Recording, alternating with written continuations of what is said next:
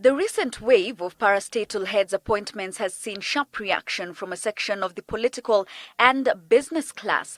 But it is an SU that has seen some of the president's decisions rescinded, a move that is expected to elicit more heated debate from the critics of President Kenyatta's advisers.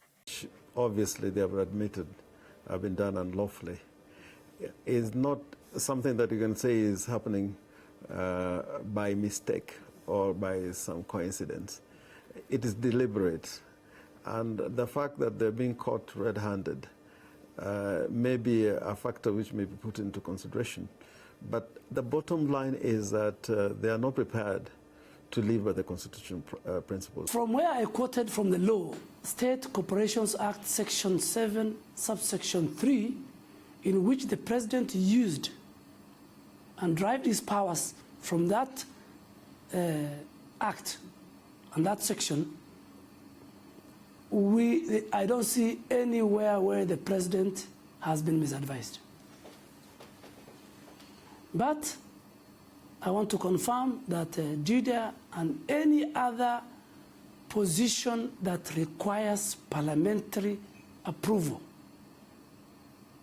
this government has done it previously, and we are going to do it in the future, starting with Dida and the others. Abduba Dida, a presidential contender in last year's general election, had his appointment as CDF board chair short-lived, as it has since been revoked. The second such occurrence after that of John Mutudho, whose appointment to head NACADA was revoked and later reinstated after Parliament passed his name late last year. And Deputy President Ruto agreed that indeed there was a mistake with Dida's appointment process when he appeared on Citizen TV's Cheche program this morning. If there is a better Kenyan who can perform it better than me, well, they should be suggested to the president that Mwalimu is one person, he has his potentials, somebody else can do better than him. What we want is service to humanity.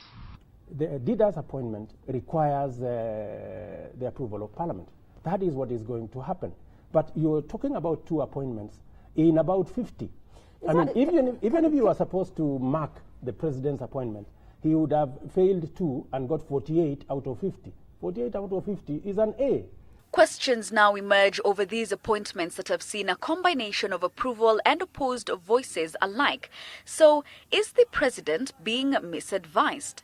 No problem with Dida as a person, but I feel that his appointment was very unprocedural because it never followed the law.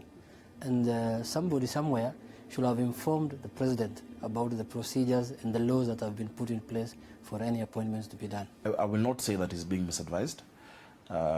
Because it is human nature to only notice where a mistake is made as opposed to where things have been done in the right manner. I think it is regrettable that such an appointment was made despite the very clear provisions in the CDF Act. If you're given advice on 50 appointments and whoever gives you advice has gotten 2 wrong out of the 50, well, it shouldn't happen. I agree with you. That's what I'm saying. It should not happen. And I am sure even those people who made the president maybe do the signing of the Gazette notices without proper diligence must be asking themselves questions. And we will be asking themselves very hard questions.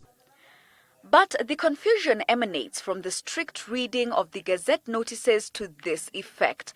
The first one, dated 27th December last year, was signed by Devolution Secretary Anne Waiguru appointing Dida as CDF board chair as per the CDF Act. On the 31st of December, 4 days later, this Gazette notice signed by President Kenyatta appointing Dida to the same post under the CDF and State Corporations Act. The revocation in a special Gazette notice would be dated on the 3rd of January and signed by Waiguru. Jackie Maribe, Citizen Live at 9.